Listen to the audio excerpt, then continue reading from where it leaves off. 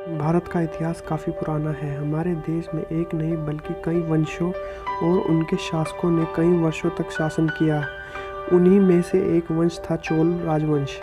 दक्षिण भारत में और उसके पास के अन्य देशों में तमिल चोल शासकों ने 9वीं शताब्दी में 13वीं शताब्दी के बीच एक अत्यंत शक्तिशाली हिंदू साम्राज्य का निर्माण किया। चोल साम्राज्य के 20 राजाओं ने दक्षिण एशिया के एक बड़े हिस्से पर लगभग 400 साल तक शासन किया। मेगस्थनीज की इंडिका और अशोक के अभिलेख में भी चोलों का उल्लेख किया गया है। चोल पल्लव के सामंत हुआ करते थे। चोल साम्राज्य की स्थापना विजयवाल्य चोल ने की थी, जो पल्लवों के एक सामंती सरदार थे। विजयवाल्य ने यहाँ 9वीं शताब्दी में चोल वंश की स्थापना की। उसने 850 ईस्वी में तंजौर को अपने अधिकार में कर लिया और पांड्य राज्य पर चढ़ाई कर दी। 897 ईस्वी में विजयवाल्य चोल ने पल्लव शासक को हराकर उसकी हत्या कर दी और सारे टोंड मंडल पर अपना अधिकार कर लिया। 9वीं शताब्दी के अंत तक चोलों ने पूरे पल्लव साम्राज्य को हराकर पूरी तरह से तमिल राज्य पर अपना कब्जा कर लिया।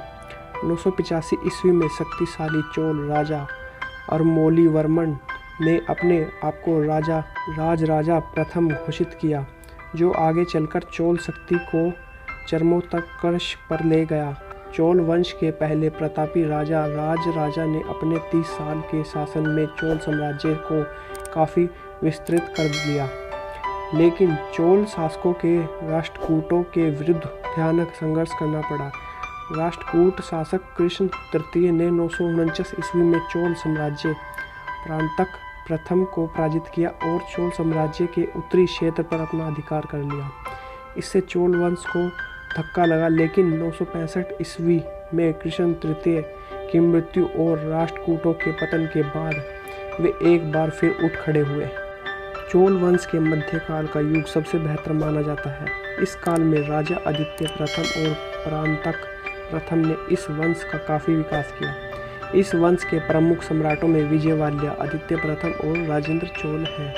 ऐसा कहा जाता है कि इस दौर में राजेंद्र चोल सबसे शक्तिशाली सम्राटों में से एक थे। ऐसा भी कहा जाता है कि श्रीलंका के शासकों की प्राचीन राजधानी अनुराधापुर को चोलों ने ही खत्म किया था। चोल वंश के मध्ययुगीन भारत में कुछ सबसे भव्य मंदिरों का निर्माण करवाया था। इनमें बृहदेश्वर मंदिर, राजराजेश्वर मंदिर, गंगोकोड चोलपुरम मंदिर शामिल है। इस वंश के बारे में कहा जाता है कि इस काल में कला, कविता, साहित्य को बहुत संरक्षित किया जाता था।